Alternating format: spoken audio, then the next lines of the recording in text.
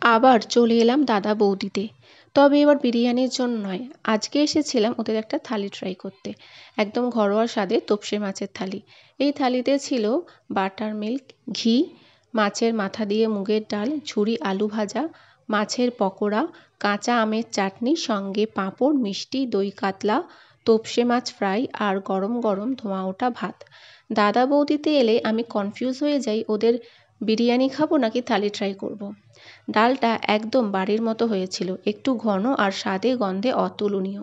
আর এই ঝুরি আলু ভাজা দিয়ে ডাল দিয়ে ভাত মেখে খেতে কার কার ভালো লাগে?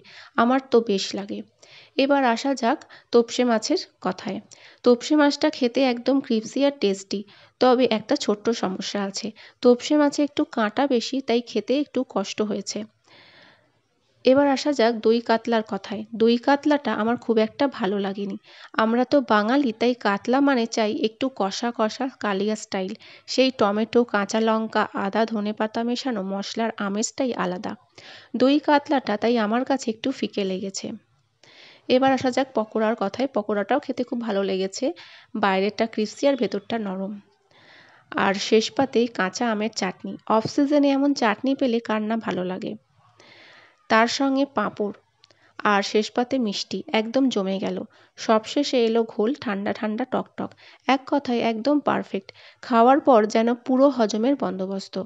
তবে একটা জিনিস খেয়াল করলাম, এই থালিতে কোনো সবজি ছিল না, তাই একটু অসম্পূর্ণ মনে হয়েছে। সবজি থাকলে আরও ব্যালেন্স হতো। আর বিল হয়েছে 400 টাকা।